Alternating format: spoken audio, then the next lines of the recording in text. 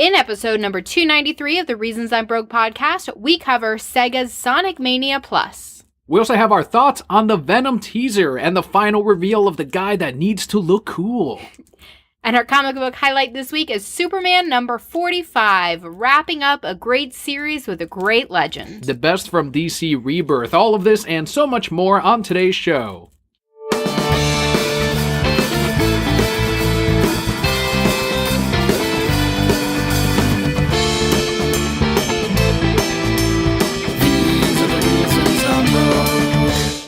Hello and welcome to the Reasons I'm Broke podcast, bringing you the reasons we're broke every single week, ranging from comics, movies, TV, video games, and so much more. I am Emperor Kelli. And I am Darth Vader Daniel. And as we tend to do in this show, we bring on special guests for our show just to give you guys some more entertainment, some more knowledge. And this week we have a very special guest. You can probably hear him chewing on some toys in the background. It is little Leo is here with us this week. As you posted in your one of two tweets of the month, the little picture of Leo on Twitter joining us, and we did get some positive reception last week from Kyle Inge on hearing the little man. I'm going back to these tweets. You are on me about these tweets today. Do you want to run my account? Would you just want my No. I have enough trouble running ours. Okay, well, I'm sorry that I do not tweet enough for you. The Emperor is busy, running the world. So for any new listeners to the show, welcome to the Brocat Core. The way we format it is we first cover some news. We then head on over into our Patreon shoutouts to people that make it possible. We move into our Brocat block, and that is what's going on with the show, what's happening in our lives. And finally, we end it with a comic book highlight or comic book review, sometimes an interview as well, which this week it is the final issue of Superman. But without any more waiting, we will go ahead and jump right into our news.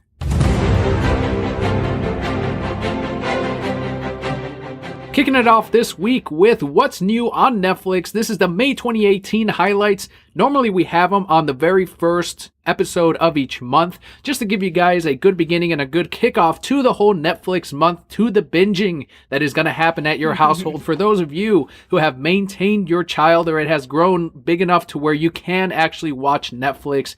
But otherwise, because we are going to have the Mr. Riggs and Clayton episode next week, for sure it is uploading next week. Instead of doing Netflix the week after that, we're going to do it this week. So keep in mind, guys, with this list, this is not everything that's coming out. This is just what pertains to us, what we think we would enjoy, what you guys would enjoy hearing us talk about, things we actually can talk about on this show. So for a full list, you can just Google what's new on Netflix May 2018. There's several sites with the full list and the actual dates that everything comes out. First one on our list, Hellboy 2, The Golden Army, as directed by your favorite director of all time, Guillermo del Toro. Guillermo del Toro. Academy Award-winning Guillermo del Toro. Yeah, now he definitely is one of 3 Mexicans that have ever won an Academy Award. So when did Guillermo del Toro actually trump or... who was your Scorsese. So when did he actually take over and kick off Scorsese as your favorite director of all time? I don't think, I would never say Scorsese was my favorite. I enjoyed Scorsese. At one point you did. 2 years ago, we were talking about our favorite... No, I always remember. You did say 2 years ago, though, that your favorite director was Scorsese. I did not And it was say after that. we watched Shutter Island. No. 2 years ago? Maybe 3.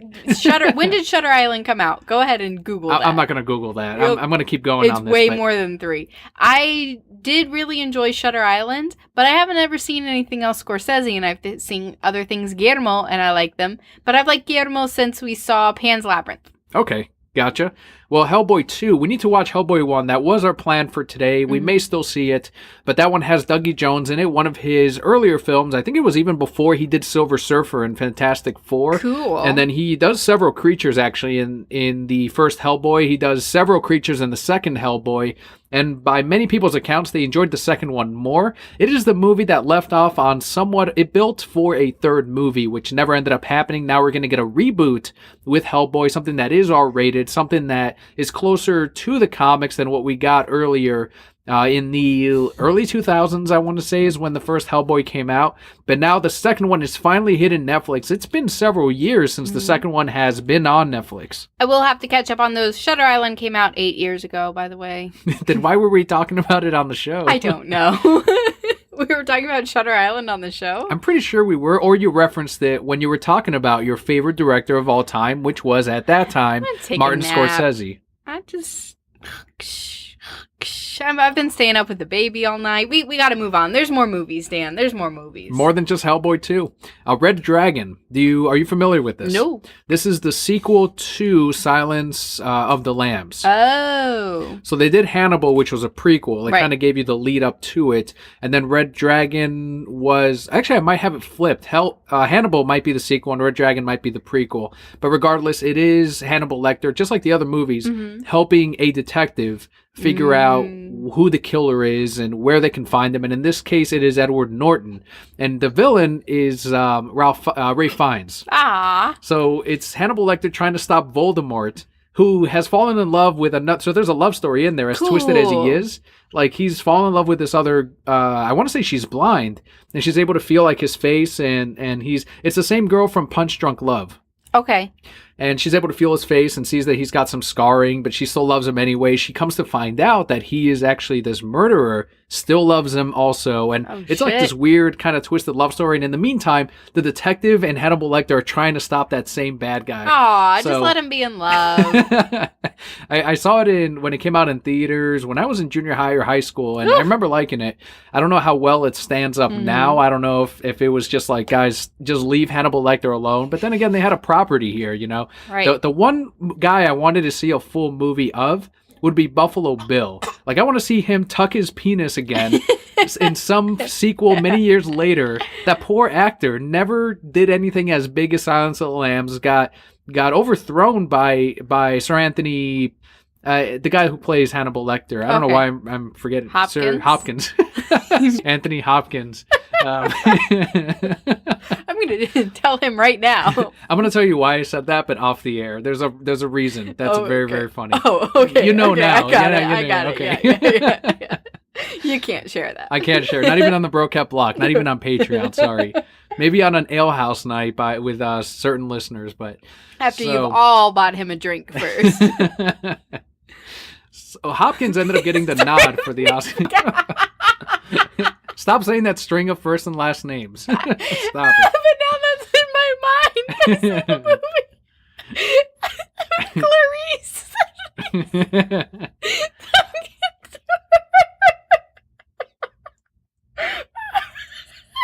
Poor Leo. Leo's been entertained this whole time. I'm done. I'm sorry I scared our child. Oh my god. Anyway, Red Buffalo Dragon. Bill. Yeah, I was going to Buffalo Bill. I want to see more of him. Next movie. Go ahead. Next TV show, I should say. Next is Bill Nye Saves the World Season 3. I haven't had the opportunity to watch Seasons 1 or 2 yet, but I loved Bill Nye as a child, so it's on my list. I'll get there someday. Yeah, that's in there too for the Brocat core that do enjoy watching Bill Nye Saves the World. Riverdale Season 2, the greatest comic book-based television show currently on air. It will never be as good as Batman the Animated Series. Is this better than Lucifer? I don't know. You can't ask me that. They're different. I really like Lucifer, but Lucifer just stabbed me in the heart. I will tell you one thing that's frustrating me about Lucifer, and I get that they're trying to keep it going longer. Like, you can kind of tell they never expected it to get this far. Mm-hmm. So they're stretching things, and he finally came to the point where he was going to go admit that he loved her, and then, of course, something else gets in the way. But that's what you got to do with TV shows, because once they end up together, the TV show's over. Yes, and that's what happened with Cheers when they ended up marrying two of the characters.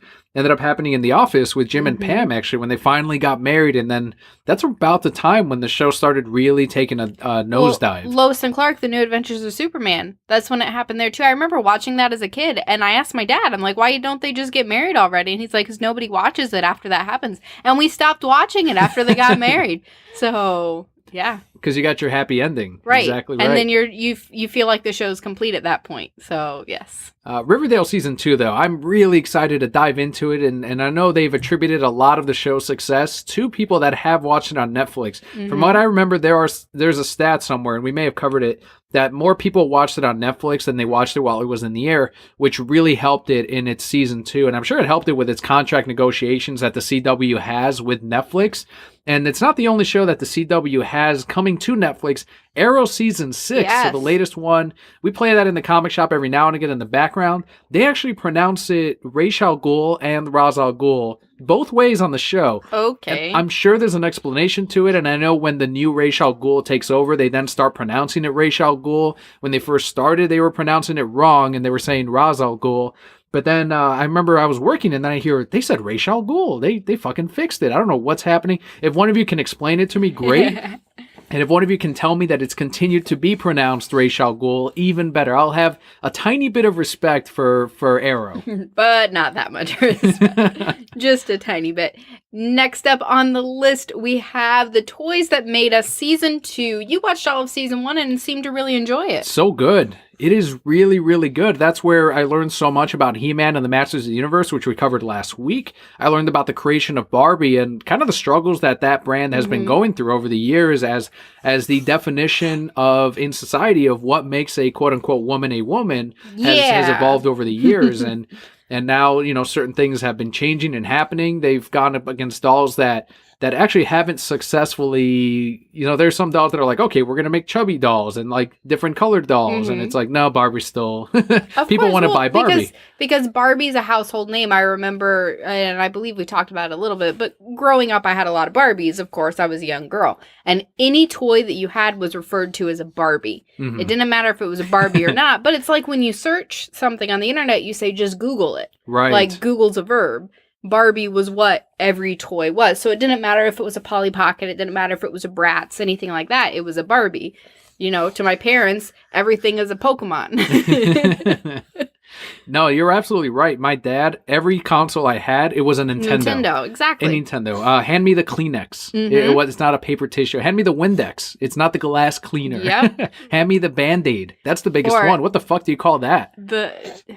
The wound coverer? It does have a generic name. I just don't know it. The cotton cut coverer? There you go, CCC. It's like Q-tips are called like cotton swabs. I like cotton swabs. But you call them all Q-tips. Yeah. Or Ziplocs. Everything's a Ziploc. Yeah. Everything's a Barbie. That should be the next season. They should make the what would you call it, a verb? The verbs that made us? I guess. The products that became verbs. I don't know. The one that you were most excited for, and the one that I saw on Twitter all over the place, like, hey, everyone, Coco's hitting Netflix. And I'm like, yeah, it's part of the fucking deal for the rest of the year. Coco. You can watch animated Mexicans and cry near the end. Yes. It's pretty...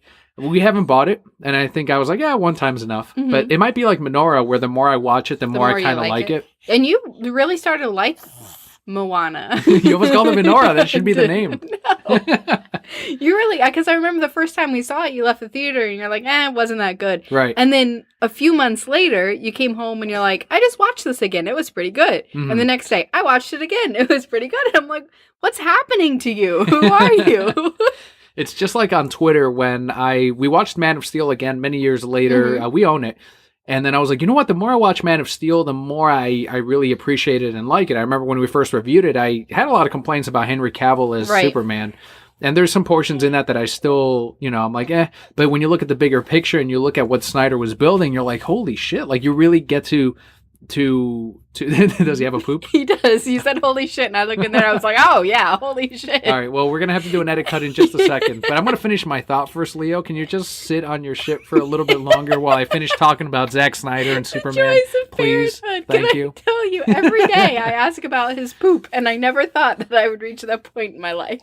But continue. Man of Steel, you enjoy it the more you watch it. I tweeted that, and someone said that the problems of a movie are more glossed over the more times you watch it, because your mind kind of just accepts it and overwrites it, and then you kind of start paying attention to different things, and that's when you start seeing some of the things that the director or the producer or the studio were trying to put forth to audience members. So that's what ended up happening with me and Menorah, and it might happen with Mama Coco.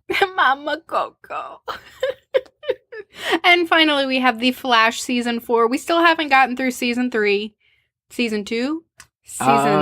We got through some of Season 2. I think we saw all of Season 2, because that was with the Reverse Flash, and then we found out, and then it was turned out to be his dad died, and then I'm sorry, I ruined it for you, Leo. And then the other Flash looked just like his dad, and then he went into the Beyond. And that was the end of Season 2. Yeah, we kind of dropped off as well on that one. And from what I've played in the background at the store, I'm just like, yeah, I'm not missing much. Aww. There's another speedster, and it's fine. It's always a speedster. All right, so let's go ahead and as we finish off, what's new on Netflix? Here's an edit cut as Kelli goes and changes the Leo man. Thanks, I hear that, Kelli. That was a perfect cut noise to play because he is now refreshed. We hope to see you again. Oh, we will see it again. I have to do a parent PSA. Anybody who has children understands this. I have been waiting for this poop all day. He has been such a cranky baby. And now that he's had one, there will probably be another soon because he got prunes for dinner. It's good for you. He needed to get out of there. He was cranky. He was like, Mom, there's this stuff in my stomach and I don't know what it is because I'm just a baby. And now he's biting me and I can't tell him what it is because he's just a baby. But that's okay. That really hurts, Leo. You got those teeth. Oh, hey. All right, let's head into the rest of our news. And every now and again, we talk about video games. Talk about a little bit of Pokemon. Not as much in the last couple of probably months. It's been a little while. I think I mentioned the pre-release, but that was essentially it. Actually, I didn't talk about the pre-release. We'll talk about it on the Brocat Block. But SEGA has officially announced that Sonic Mania Plus will be releasing this summer on July 16th.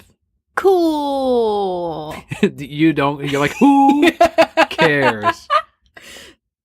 Purple Swordfish cares. Al cares. Absolutely. I care. I fucking care. I love this shit. You care. So there we go. Even though I've never beaten it because I'm about to hit 30 years old and I'm too old for this shit. I'm not good at these video games. I don't have time to get good at these games anymore. And it's so hard to get good at a game because then you switch to another one you want to play and then you forget everything you just fucking learned in the last one. Right. God, old age sucks. Like, I might not, like, I know this is news to the Brocat core. I might not get a Nintendo Switch. Whoa. I might not get one. Don't you already have a game for it? I do. I have Fire Emblem Heroes because I wanted to support it. And I'm like, yeah, I'll get the fucking game. And even though I might not get the console, like, I'm glad I supported something Fire Emblem. And I'll forever probably have, like, a Fire Emblem collection because I want to see more of those. Just like Phoenix Wright. All of those games I'll buy because I want to see more of them, even if I'll never play them. Phoenix Wright. Miles Edgeworth was a great game to fall asleep to. You always fall asleep. It's like the Doctor Strange of video games. Yes. Except it's a good video game, not boring as hell. So, Sonic Mania Plus, the title takes place, it takes 2017 Sonic Mania, which, again, I never defeated, I never beat, but I got about 70% of the way through. It adds two characters in the form of Mighty the Armadillo, which I'm very familiar with because of the Sonic comics, and also because of Knuckles Chaotix, and also Ray the Flying Squirrel, who I don't remember. I know he appeared in the comics, he or she appeared in the comics. I know Rouge the Flying Bat. The Flying Boobs. Yes. There's also a new 4-player mode in Sonic Mania Plus, updates to the current game, including what they're calling a refresh mode, in which when you beat the game, you can play the levels again, but they're changed, they're altered. So it's not the same game again. It's almost like a bonus game. Right. That's pretty cool. I saw the video, and Mighty the Armadillo, you know, the regular spikes that you normally get hit with, he has a downward spike attack, and you can actually break those using Mighty the Armadillo. So that's he's his thing. Easy mode. All of them have their thing, except for Sonic. Like, Sonic's the hard mode of all of those characters. Do you know the breakdown of all of them? No, go ahead and tell me. So Mighty does that, right? You can break little spikes, so you can probably find secret passages and all kinds of stuff. Tails can fly forever. Well, yes, I knew that one. He's extra easy mode. Yeah. Except he does get tired after a while. The flying, what was it? What did I call it? The flying fox? Squirrel. The flying squirrel? He actually glides much like Knuckles, except he can go up and down. So it's not just downward, exactly. What echidnas can, whatever. Anyway, I'm sorry. Continue. So unlike Tails, who can just go upward and then get tired, he can glide forever, but you got to kind of maintain that, and you can't really go upward once you maintain your glide.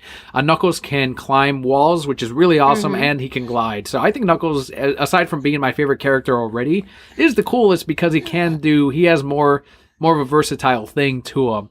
And Sonic, he can go fast, but all of them go fast. So Nothing against Sonic, but as far as the classic games, the other characters are much easier to play as. Unless you played as Knuckles in Sonic 3 and Knuckles, they made it a lot harder as far as the bosses. I remember that as a kid. I was like, why the fuck is this boss taking more hits than it normally would? And just because you're playing Knuckles, they're like, yeah, okay, you get the level easier, that's fine. Now you get the bosses harder. It's like, fuck, man. It's all got a balance. So this game will be releasing in a physical copy at $29.99, so $30, and it will feature reversible Sega Genesis cover, a 32-page art book, and holographic packaging. They Back know, to the 90s. Yeah, they know who they're fucking marketing with these things. Like, there's no way kids are like, oh, great, a reversible Sega Genesis cover. It's like, I looked at this thing, and I'm like, that looks exactly like you were an like, old... yeah, reversible Sega Genesis cover. I'm already a huge fan of physical releases. I bought we bought the DuckTales release of the DLC, where it ended up being a package and then inside is a DLC code. There wasn't even a disc to that fucking thing. Don't even care. Don't even care. Yeah, I have a case that I can put on our little shelf. And you can pull it out and open it up before you click it on the thing. But with Sonic Mania Plus, they're actually going all out with that reversal cover, as you said. So they're really making it really appealing to people who grew up with these Sega Genesis games. Now, you might be asking, hold on a second, I adopted Sonic Mania from the beginning last year. I was an early adopter, so I get screwed after rebuy this game for $29.99? Not at all. False. I feel like an infomercial. Wrong. This is not Konami. So you guys can purchase all the DLC as an extra feature for just $4.99. If you purchased Sonic Mania already. Mm-hmm. So you can get all the DLC for $4.99, but as Purple Swordfish himself said, I'm still buying the physical release. Support it. Why not? You want to see more? Again, we say it many times, that's how you vote, is with your dollar. Shifting on over to the movie news, we've got someone throwing shade at Marvel, and it's not Paul Kelli or I. We actually did not make the news this time. No, are we ever going to be in our news? Every week we make the news. They know that. You got to give the spotlight to someone else sometimes. So, Avatar director James Cameron recently commented on how superhero movies are keeping other movies from succeeding and existing. First off, okay, let's go through the quote. Okay, all right, go ahead. Quote, I'm hoping we'll start getting Avengers fatigue here pretty soon, and Cameron told the IndieWire from this interview, not that I don't love the movies, it's just, come on guys, there are other stories to tell besides I've never seen this word before. Hypergonadal. What the hell is gonads? Gonads, yes. Hypergonadal males without families doing death-defying things for 2 hours and wrecking cities in the process. It's like, oi. Quote. I don't know why I made him sound Jewish at the end. Because he said oi. So that was a quote from James Cameron. Do we want to talk about that? Yes, I do. Okay, so do you think that the action movies of today are keeping other movies from existing? No, because then you could say that about the action movies of yesterday. The action movies of... You could talk about his Avatar movie. Right. Now that that's all CGI, that's keeping other movies and other special effects from existing because I now have to CGI everything. Someone pointed out, so you want to keep other existing content, and you're making 3 Avatar sequels, you're doing another Terminator movie. Right. Maybe you're keeping original content from existing, and it's like, all right, lay off, guys. Like, I like Terminator at least. You're both beautiful. But you're both also wrong. No, I get it. It's not like he's this indie director that's like, I'm trying to get this project off the ground. Look, James Cameron, if you're trying to do like, I know Avatar is original. I'll give him that. And the plot, people will tell me the plot isn't. It's Ferngully. It's dances. It's right, Pocahontas. I get it. But no fucking plot is original. If you dig deep enough, there's a screenplay that was attempted years ago at some point, and it's the exact same idea of whatever fucking movie you saw today. None of those ideas are original. Someone else has thought of your idea. That's something we learned when we did like a short little screenplay. It's like every idea is not original. It's just a matter of can you execute it well, and so be it. So with James Cameron, it is kind of funny that a big director like him is saying this, but then if it were a small director, no one would listen to him and we wouldn't be fucking talking about it right now. But Kevin Feige, president of Marvel Studios, he was asked about what he thought about James Cameron's comments. This guy cracked me up with this quote. He said, quote, he loves the movies. That's awesome. Wow. James Cameron loves our movies. That's exciting, end quote. So he pretty much said, this guy is stupid. All I'm taking from his quote is, it's not that I don't love the movies. Right. Look, as much as we don't like the Marvel movies, and here's our disclaimer. Purple Swordfish has reminded me that he's like, you guys got to put out those disclaimers, otherwise you're going to get another 1 or 2 star Apple Podcasts review. So here's your disclaimer. It's in the show. I can say that it is in today's episode that we are not pro MCU. We do bash the Marvel movies. Not necessarily Marvel. That's something that people always confuse. Like, you hate Marvel. It's like, right, I don't like the movies. Like, we read some of the comics as well. Right. So, but the Marvels are in a terrible state right now. It's the complete opposite of where the movies are. With the MCU, we don't like most of the movies. Right now people are seeing Thanos. We're recording this on Thursday night, and people are seeing Thanos. Did I tell the story of why it's Thanos and not Thanos? I don't think so. I told you, but I might not have said it on the podcast. In the particular state of Florida, there are many fellow Latinos that live among us. And with some of them as English as their second language, I've more often heard it pronounced as Thanos as opposed to Thanos. So with my rule, just like Kingdom of Hearts, Game of Thorns, what? I don't know whenever that first someone, thing, whenever a okay. customer calls it, becomes the name in my mind. And like now, Raoul Al Ghul? Raoul, that's probably one of the best ones. Not Ra's al Ghul, Raoul Al Ghul. But now it's Thanos. Taynos. And it feels good to say. Go ahead and say it. Try it. Thanos. Those of you at home listening, say just Thanos. Thanos. Thanos. It feels better. It just sounds good too. Like, imagine the Avengers. It's Thanos. That would just, I mean, that's not a scary name, so. Neither is Thanos. Dark side. Ooh. Thanos demands that you be quiet. Is that what the hashtag was? Sure. So people are seeing Thanos wreck the Avengers right now, and I don't know where I was going with that fucking point. I mean, I guess we aren't seeing it because we're we not don't like MCU. There you go. And that's your disclaimer right now, if you're a new brocat.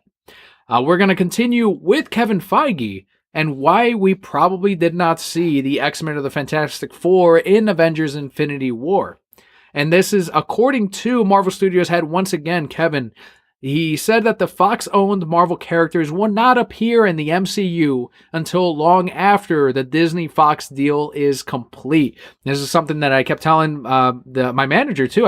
He's like, this could be an excuse for them to, if Thanos wipes out, half of the Marvel Universe, then when they bring back the characters, do whatever MacGuffin or whatever in the second part of Infinity War, they're like, oh, wait, there's these mutants all of a sudden. MacGuffin? It's a poorly written excuse to undo certain things, or whenever a movie. I thought you were trying to say a mulligan. I'm like, that's MacGuffin and mulligan are not the same word, but whatever. Okay. Poor writing. Okay. is what a MacGuffin is. So whenever that happens, it's like maybe this is how the X-Men suddenly appear in the MCU and why we haven't heard of mutants in this. And it's like, Kevin's already said that for many years we won't see the Fantastic Four. We're not going to see Wolverine take on Thanos in Infinity War 2. We do actually have a quote from him, Feige, about this. Quote, certainly it won't impact the 5 movies we've announced, and it probably wouldn't impact anything for a handful of years after that.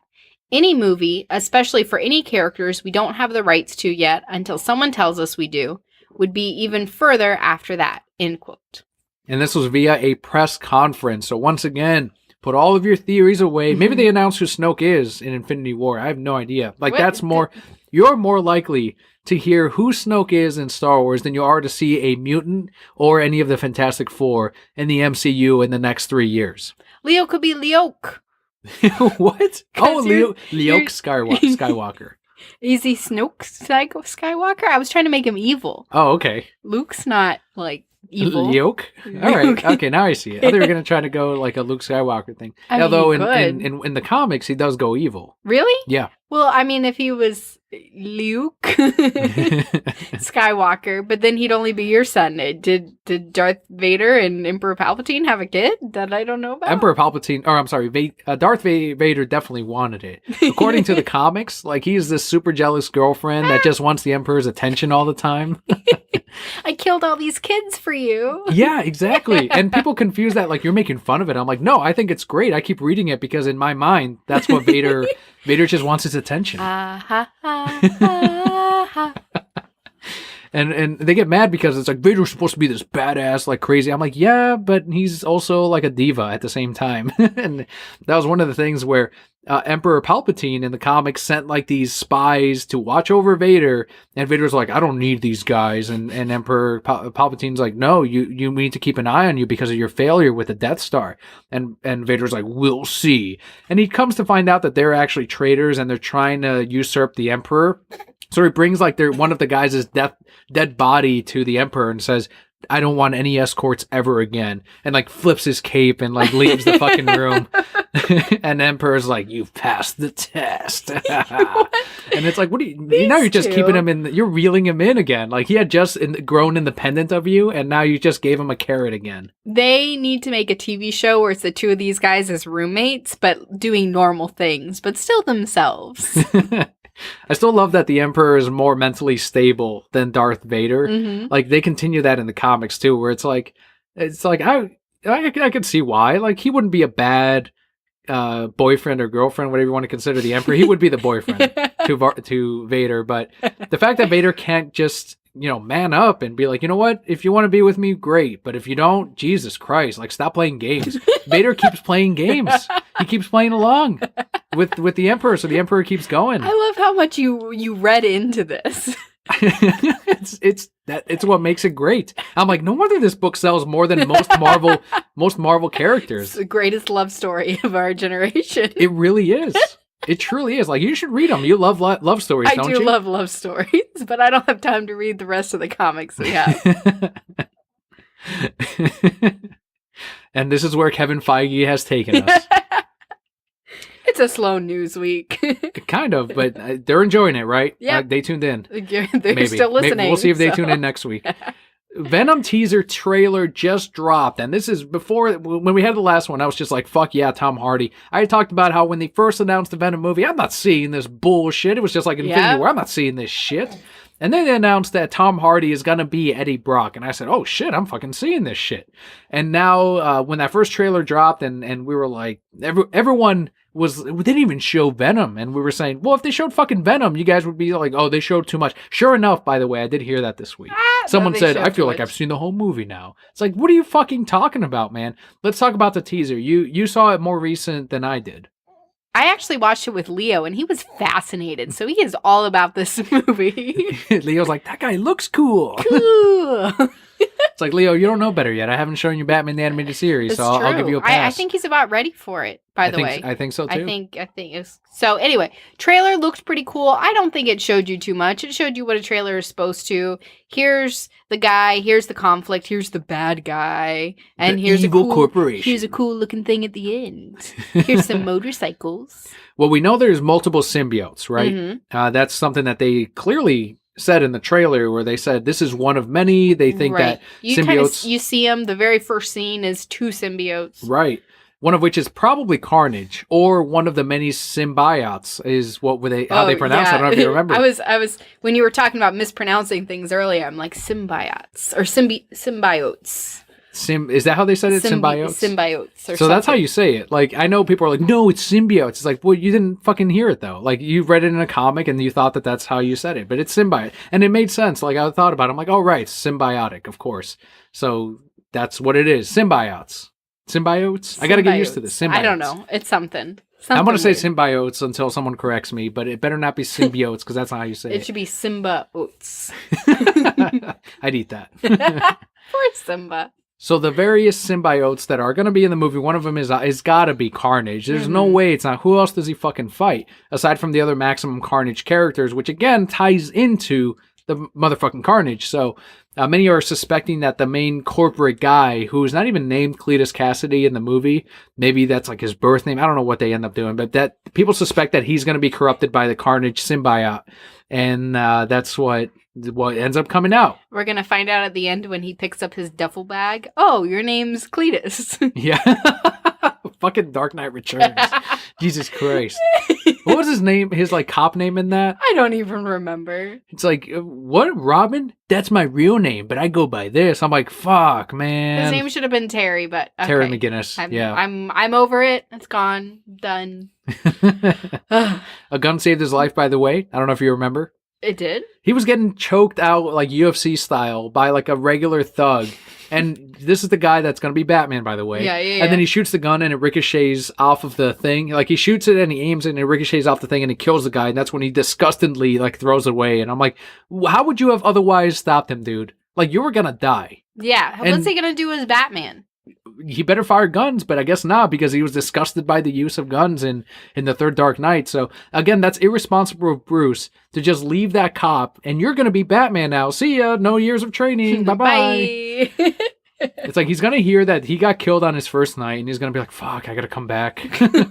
Sorry, Selena. Sorry, Alfred. I know I made you cry, Alfred, for God knows how long.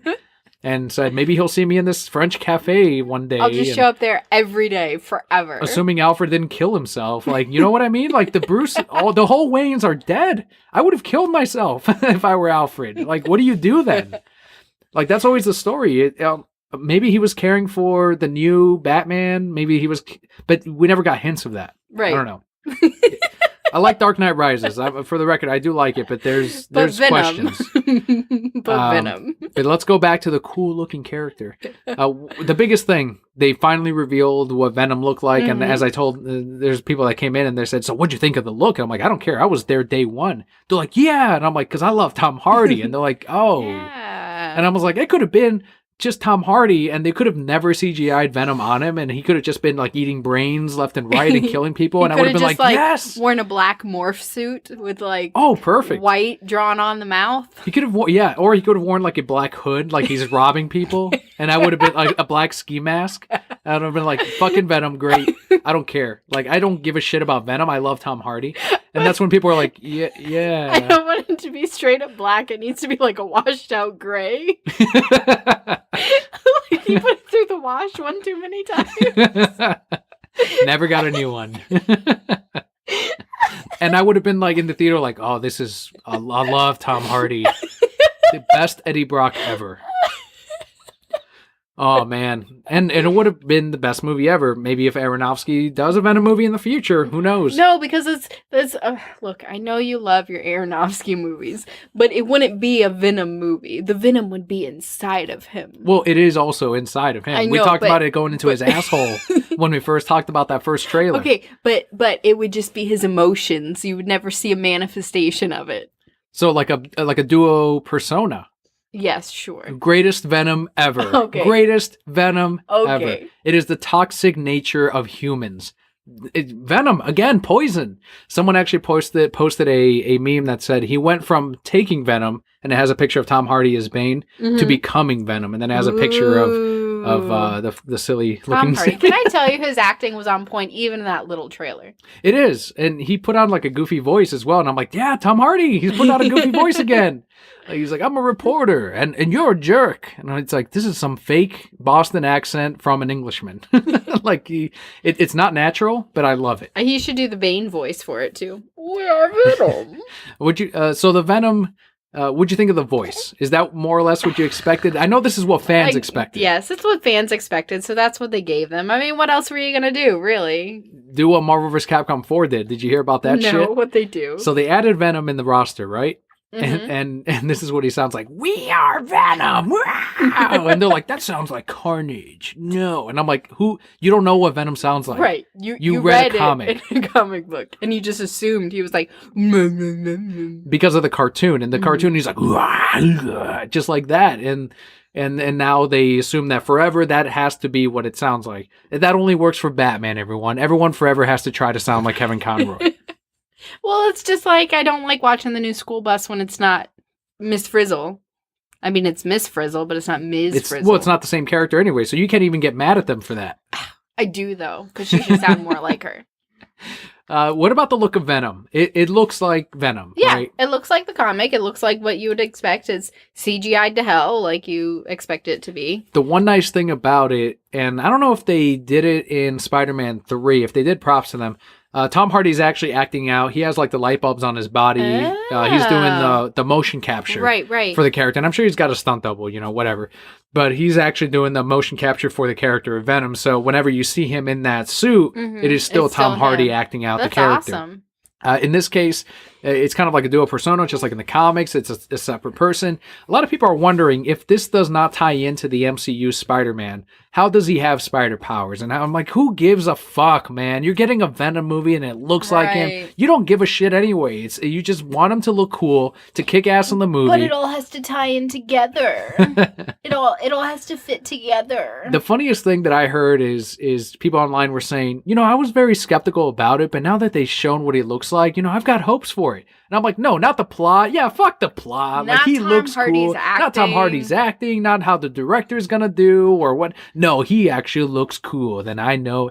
But it's like, you know what? Those are the Venom fans. They just need him to look cool for 30 minutes in the movie if they show him for that long. And then to them it's a great Venom movie. I think we're gonna see a whole lot more of black things shooting out and stabbing people than actual Venom costume, Venom as a whole. Yeah. The one thing that I thought was like, God damn it, this looks fucking silly, is when he's somehow ended up in the air with a motorcycle. Yes. And then he's like, whoa! And then the Venom brings him back onto the motorcycle and then he makes that landing. I'm like, Jesus fuck, man. Is this the Wolverine movie? The part that got to me is when he's running through the woods and he runs through that log. I'm like, there was enough space. Just jump over the log. But it's got to show his super strength. It can show his super high jumping over a log. That would have cost more. Whatever. Are we going to be there on opening weekend? Yeah, you can be there on opening weekend. You don't want to see Tom Hardy? I don't want to see all those nutso fans. They're kind of weird, aren't they? Yeah. No offense to Venom fans, but you weird. I do want to see Tom Hardy. I definitely want to see this movie at some point, but to take off work and go be there opening night and just, it's in October. It sounds like a lot of work. I have no vacation days. Are you kidding me? I did not accrue vacation days for 4 months out of this year.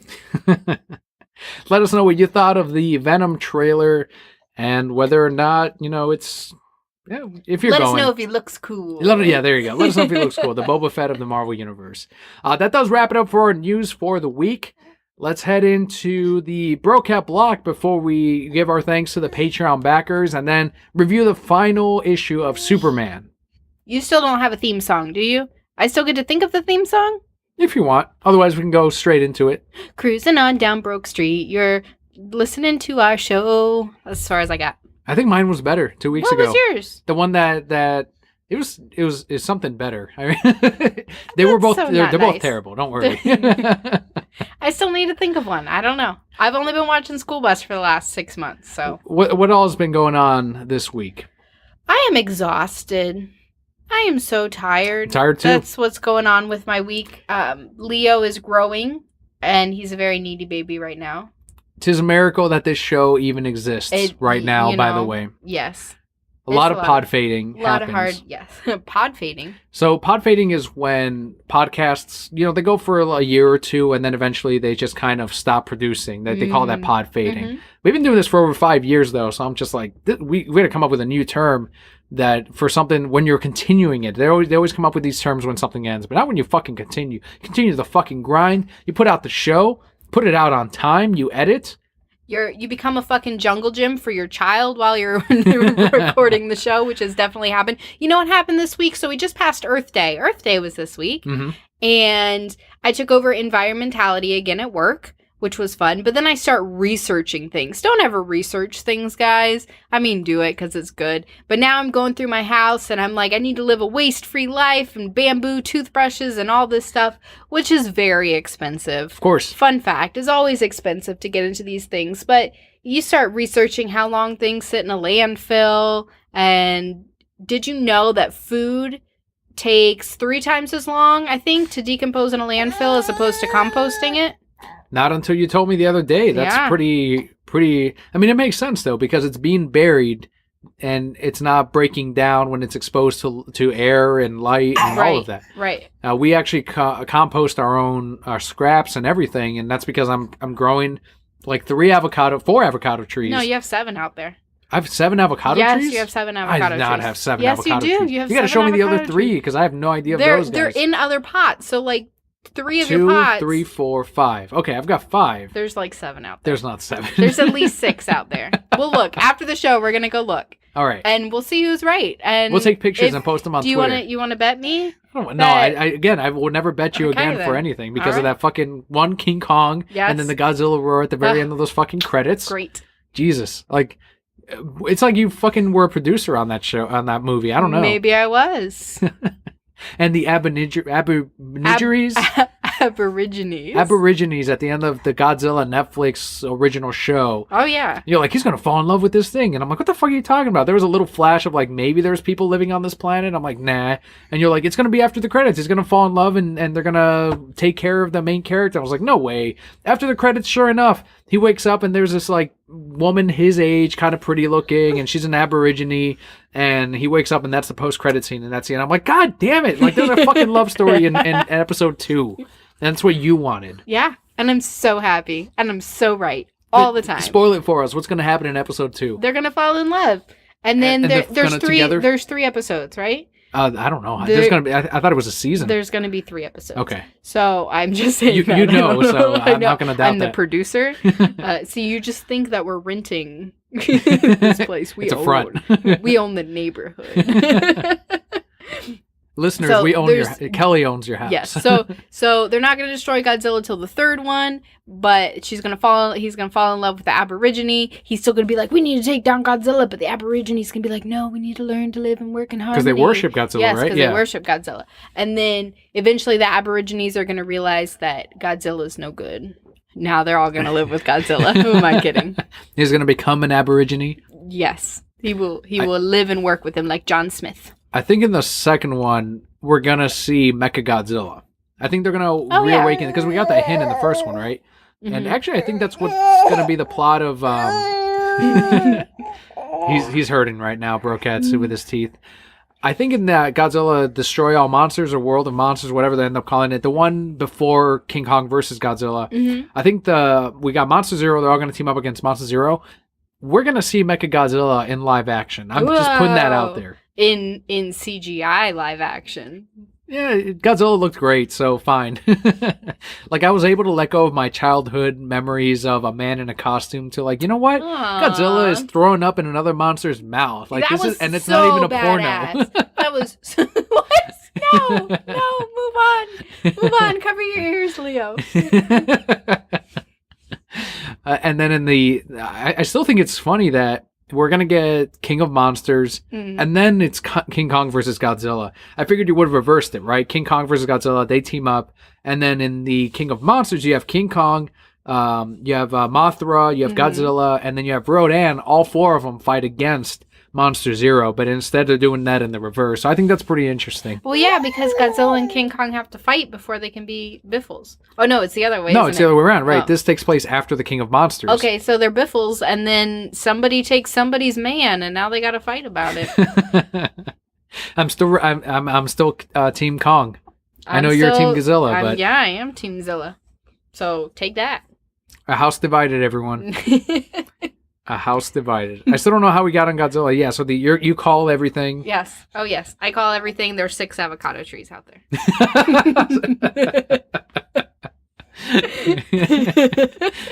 That's a good point. Yeah. Okay. Patreon shout-outs of the week. There's nothing else going on in our life? I feel like there's more. The Pokemon pre-release. Yes. You reminded me. Thank you.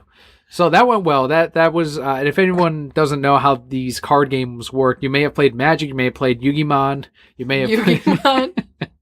Fuck Konami. Like, fuck them, seriously. Speaking of Yu-Gi-Oh, that's coming to Netflix, too. There's a new season. Fuck Yu-Gi-Oh. Oh. Fuck Yu-Gi-Oh in the ass. Whoa. I have a very, very strong distaste, and so do every game shop owners, every comic shop owners, every card game owners. Yu-Gi-Oh is no good.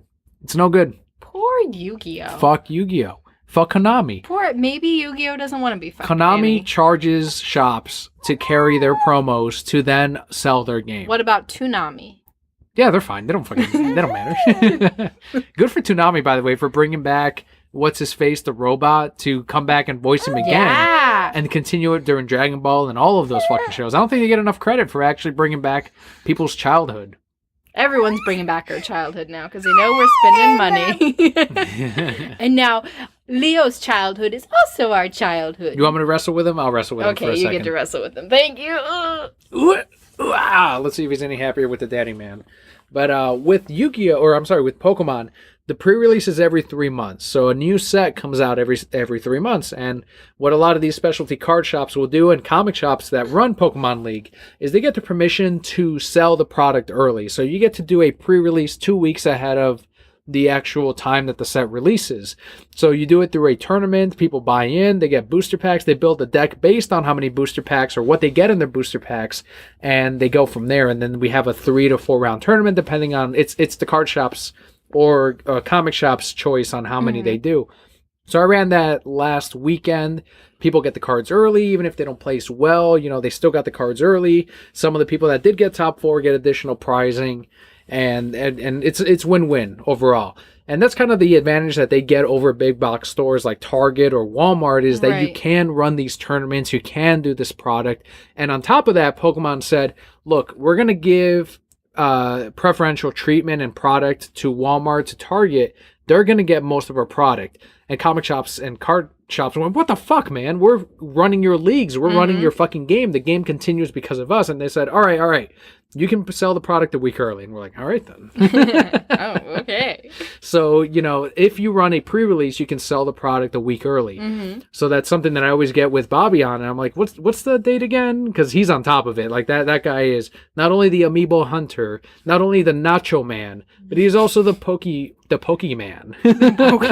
Okay. Like anytime I have a Pokemon question, I go to Bobby and he's like, yep, here it is. Here's the answer. You should ask me your Pokemon questions. You don't know. You don't know. When can I start selling the Forbidden Light? A week early.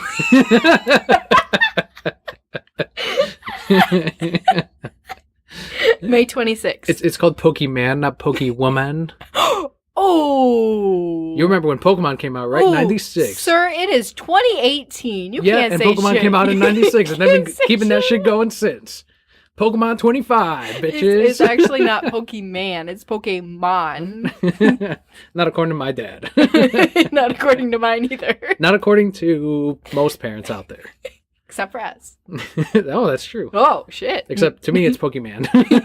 Actually, you called it Pokemon for a long time. I know. I still call it Pokemons. Because when you call it Pokemons, people think you're ignorant about it and you don't know what you're talking about. And then they try to school me on something. And I'm like, actually, Charizard was a flying type. Or he was only fire. Yeah, flying. Fire flying. He was never dragon. He was not a dragon. Was he weak to electric attacks, or did they just do normal damage? No, I think he was weak to electric. Super effective? No way. I don't know. No. I don't know. I think it was just regular. I'm just gonna take a nap. I still love that they're like, he's a dragon. It's like, nope, not until he's Charizard X. And I love that Charizard Y was still like, it's a super fucking fire flying lizard. It's never a dragon. The best. The Mega Executor, a Lowland Executor. No, was it Mega? The fucking palm tree? That's a Lowland. No, he's a part dragon. It's like, that's more dragon than the fucking Charizard. That's amazing. And as a non-Charizard fan, I love it. So all that to say that your pre-release went well. If you play the card games, then you can go and pick up cards for things. For Pokemans. Right. Now let's head into our Patreon shoutouts for the week.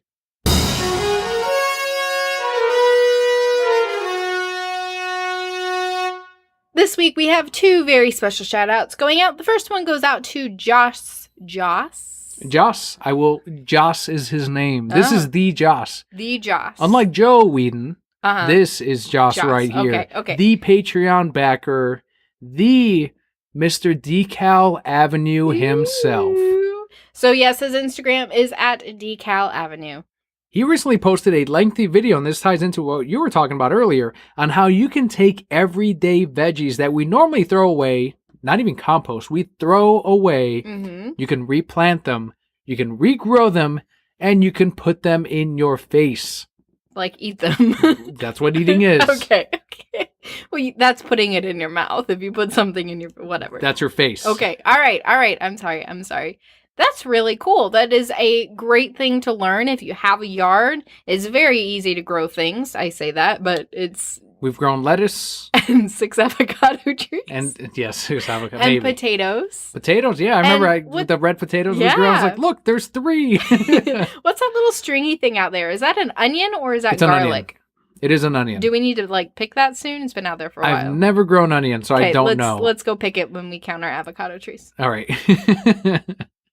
So yeah, he gave like this very nice breakdown on it's like all of these things: onions, lettuce, tomato, strawberries, pears, everything. Like, he put all that up. That's awesome. And it gave you a breakdown. It's like, look, you can regrow all of these things. You can multiply them. It takes longer. Obviously, it's way longer than going to the grocery store and buying it, but it's rewarding when you can finally go, hey, these are less number of things that I have to buy this week, and I grew these. Well, beyond that, too, and I'm going back to my waste-free, cruelty-free lifestyle, because that is the kick that I'm on this month.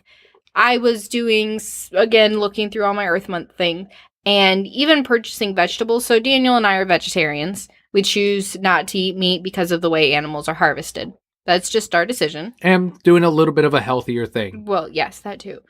But go ahead. Evaporated weight when I went vegetarian. I gained a lot of weight, but that's when you had a baby. Let's be clear about that. And when I went vegetarian, I gained weight. Yeah, because I switched from eating, like my mom always purchased lean meat. So since I wasn't eating meat, I was getting my own food, and I was a poor college student, so I was doing a lot more carbs and. Gotcha, but your heart is healthier though. My heart is much healthier. Thank you. My heart is full of love too. So even the vegetables that we eat that we purchase from the store, unless you're getting organic or something like that, they're still full of cruelty because they kill the little animals that would come to eat them. So for example, deer and rabbit and etc. get killed by the pesticides that they use on the plants. That's something that people always bring up. They're like, why vegetarian when you can do, and not to get into like this fucking political shit or whatever, because I make fun of people that do this very fucking thing. I'm sorry. When people say like, whoa, what about the bugs? You're killing them when you grow this thing. You're killing those fucking things. It's like, all right, but I'm reducing my fucking imprint. Jesus fucking Christ, man. Like, it's like, you're right. It's, fuck it all. Let's just make the largest fucking footprint in the world that we can. That's the fucking logic that you don't fucking think about. And that's where I go. As a man who makes fun of those kinds of people, yes, it's like, fine, but I'm doing my best. So, like, I'm doing my bit. I'm doing my bit. Right, of course. And I agree. I'm just letting you know. That is what I've learned. So I would like to grow more vegetables. Thank you for posting that video, Mr. Decal Avenue. Thank you so much, Joss. Yes, Joss. Like people, longtime Burkutts are like, it's weird hearing him say Joss. It's like, this is the Joss. Also, brand new, Patreon backer, Alusnak. Please let me know if I mispronounced it. On Twitter, @Alusnock. I'm going to spell it out for you. ALUESNOC. You can also go to twitch.tv/ALUESNOC. There's going to be tons of retweets, of course. If you follow us on Twitter, you will see Mr. Alusnock. He's been playing and opening Overwatch loot boxes. Cool. But you're sincere this time, right, Kelly? I don't know what Overwatch loot boxes are. Overloot watch boxes? Perfect. Just as good as Kingdom of Hearts. What is that game? You keep mentioning that game. I will give you a breakdown on Overwatch. It is a first-person shooter. Yes. But it is done by the people who do World of Warcraft. Okay. It's done by Blizzard. So they've got this experience on online communities, and this is why when they launched Overwatch, it became like this phenomenon. It became what people younger than we ended up getting into. So whereas it probably would have been my Call of Duty Black Ops when I got really deep into it, I probably would have been really deep into Overwatch if I were 10 years younger. It is what Call of Duty is to Daniel, what World of Warcraft is to the people older than us. That is what Overwatch is. By the way, what is Pokemon what is the Pokemon Z? Non-existent Pokemon Z. It is what yellow was to red and blue. What emerald was, what crystal was to gold and silver. What emerald was to ruby and sapphire. That is what Pokemon, whatever you just said, is to the other things. You forgot diamond and pearl, although I don't think there was... Oh, platinum. Platinum. Well, platinum was to diamond and pearl. It started with platinum. They asked what platinum was, so that's as far as it can go. That was the best. Yeah, there was a local Pokemon League player, just so you guys know. We told the story before, but it's been several years. And we went to this local Pokemon League. Someone asked, it was just coming out, they're like, what is Pokemon Platinum? And he chimed in from the other side of the room. He stood up. And he said, it is what yellow is, exactly what you said. And he gave that speech every time. So after he said that, Kelly and I looked at each other like, holy fuck, man. This guy is serious. So every week we would try to make him repeat it. And like for 2 or 3 weeks straight, we'd be like, Platinum is, oh, Jesus, what is platinum? And then he would get up again and it's like, platinum is what yellow is. And we're like, yes. And then eventually he's just like, it's just like a mix of the two. Yeah. I was like, oh. He caught on very quickly. Like, we're like, oh, he knows we're making fun of him. It's a great speech. I wasn't making fun of him. He is a good speech giver. Yes. Is there a speaker? Speechist. I put a little extra rum in my rum and Coke. I know, you can see that. It's been a tough week, guys. Tough week. I had to come in on a day where I did not have to work. But it's... You went into work on your day off. That was very poorly worded. And I had to come in on a day when I did not have to work. Oh my god. I'm so sleep deprived. And I'm probably going through my mail time of the month. There's science evidence that happens to guys too, right? PMS. Yeah, I'm probably going through that. I don't know. I've been grumpy. But Are you teething too? I'm teething as well. Yeah, I'm going through a growth spurt. Do you have to poop? Because he gets grumpy when he has to poop. So. I'm about to hit 30 years old. I'm pretty sure I'm going through a growth spurt. It's when your hair keeps falling and you just get whiter. Growing back? Yeah, it's growing backwards. I'm becoming Vegeta, as Kelly lovingly puts it. I love Vegeta. By the way, Kyle Inch told me that I'm a handsome guy. You he's are like, handsome. You're a sexy guy. Do I guy. not call you handsome every day? He said it on a Monday too. I'm like, this is like Man Crush Monday. Do I not tell you you're handsome every day? Not every day.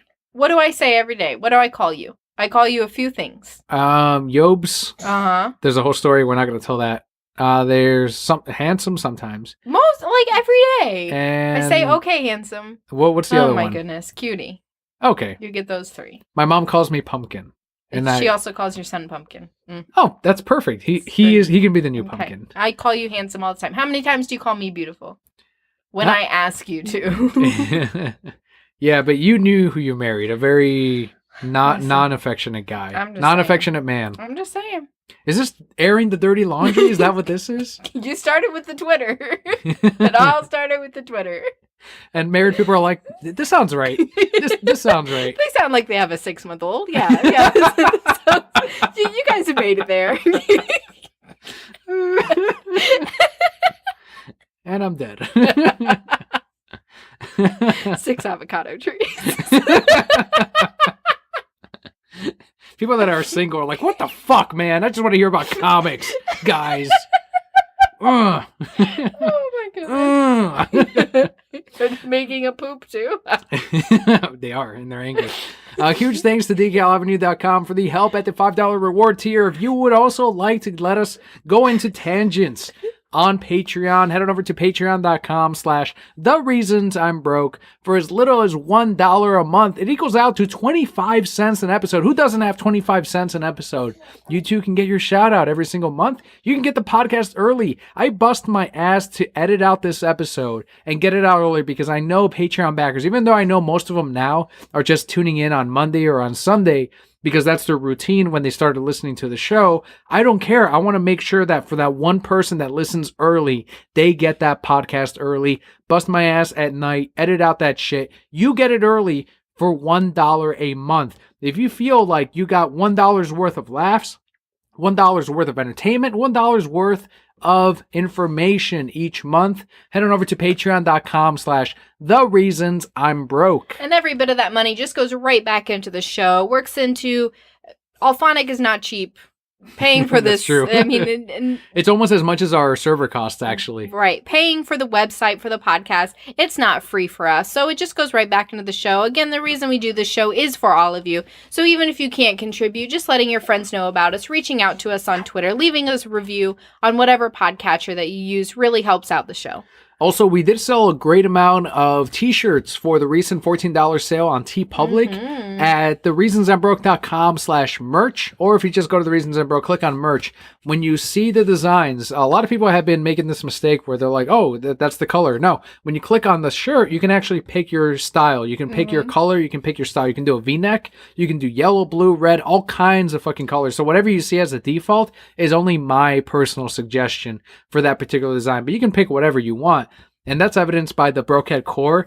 When they got that symbol, I saw greens, I saw reds, I saw blues. I'm like, oh, but the purple. The purple is so pretty. I'm like the only guy that got the purple one. If you scroll down to the bottom too, there are different styles of shirts. So there's not just the t-shirt where you choose male or female. You can choose tank tops. You can choose hoodies. We sold our first onesie. Yeah, we did. You're right. That's a great broquette. Whoever bought that onesie. Yeah, and it probably hasn't come in yet. I bet Just they guessing. haven't gotten it yet. I bet it's still being delivered. And those profits go to new designs. And as we mentioned, I think last week, is that we actually commissioned Joey Lee Cabral to do this new design for the Brokehead core, and it's the actual Brokehead core mascot, right? He's just crying over comics, like the reasons I'm broke, and that my t-shirt came in. Because I have to get every single one. I'm like Doug. I got to wear the Reasons I Broke t-shirts every day, except when I work. So one day a week. So huge thanks to all of you that did buy t-shirts during that period. As we say always, we don't know. They don't give us names on who bought t-shirts. Unlike before when we used to run it straight through the shop. And now there's more designs and more styles.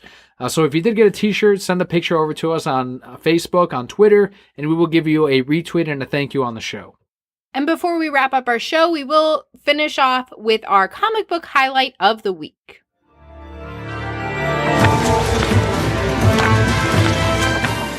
This week it is Superman number 45. It is the final issue of what Brian Michael Bendis. If you follow us on Twitter, you got that joke. Bantam, you're right. Yes.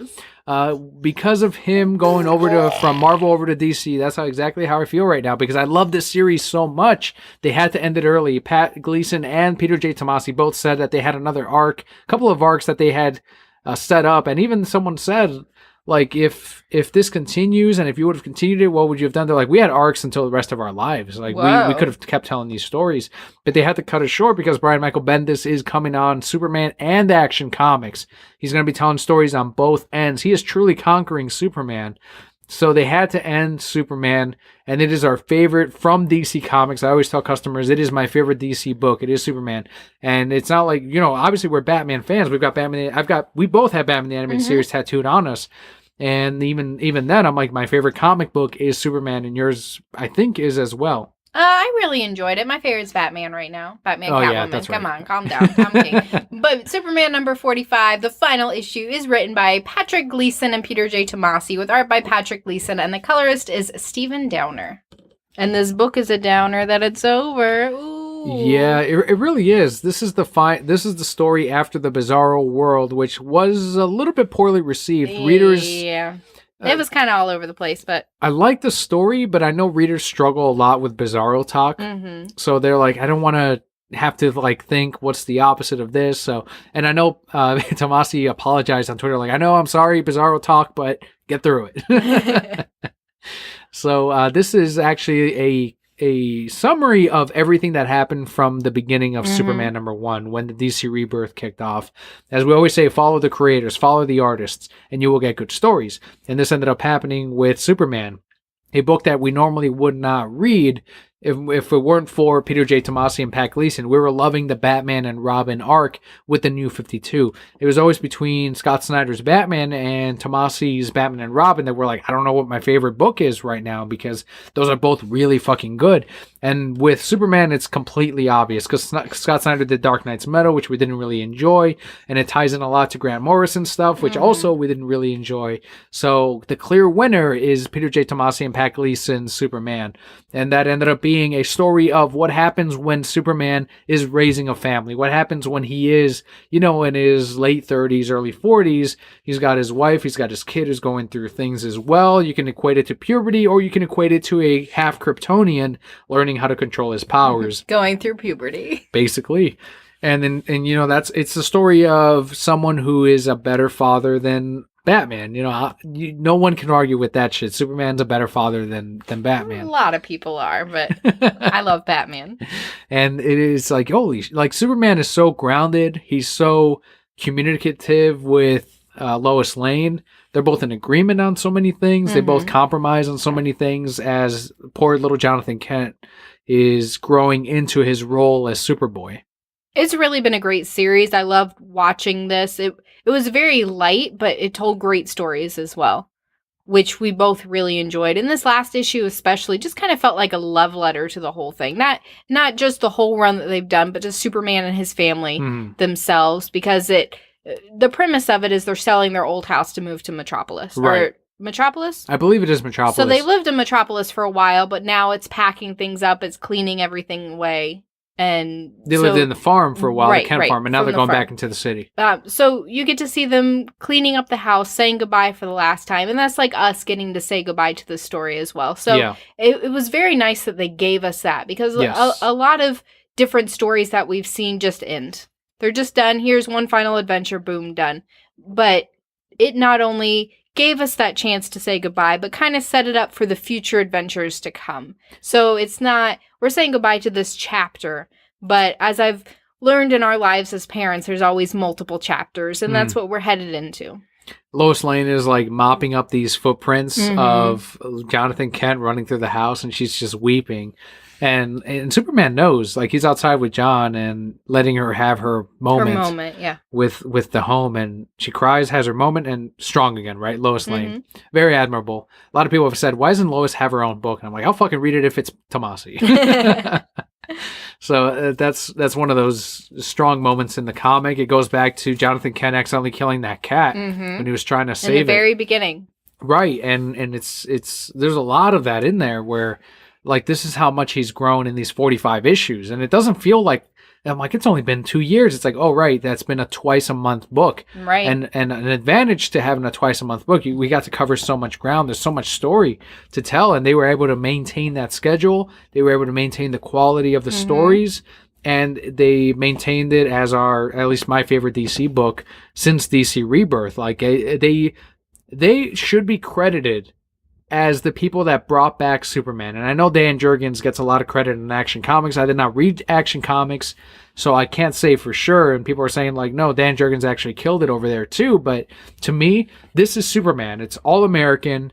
It's the immigrant that made it to the U.S., the alien that grew up here, and doesn't forget his own heritage as well. But he is an Earthling. And it's also the family man, the Boy Scout, the guy that puts people of Earth first, the guy that is a father as well. It summarized Superman completely from the origin of the character, which were from Jewish immigrants that brought this character and created him in the U.S. and made him into what he is 80 years later. And they summarized all of that into this amazing series that if you have not read Superman and you're reading DC Rebirth and you like good fucking stories, you better pick up the trades or the single issues to these 45 comics because they are excellent. Absolutely. There's really nothing more that I can say because you summarized it very well. It is a fantastic story. It's a great family story. It's something that I hope that we share with Leo someday too, because it has a lot of coming of age in there as well as being a parent, and just a wonderful, wonderful journey. Action Comics 1000 is nice. It's a very nice compilation and celebration of Superman.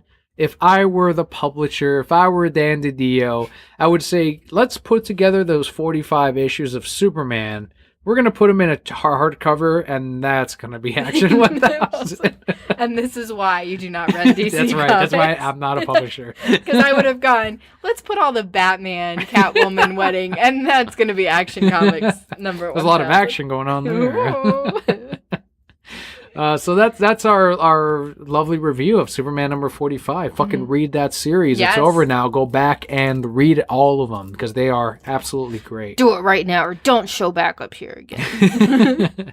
Wherever Pat Gleason and Peter J. Tomasi end up, we will be there. Whatever they end up putting them on, we will absolutely be there. So good on Pat Gleason, good on Peter J. Tomasi. Stay together forever. They're the comic book couple. You've got Jimmy Palmiotti and Amanda Conner. You've got who are a real couple. Okay. These are a real couple too. Pat Gleason and Peter J. Tomasi are my, and I've told them that on Twitter. Okay. Like, you've got Jimmy and Amanda.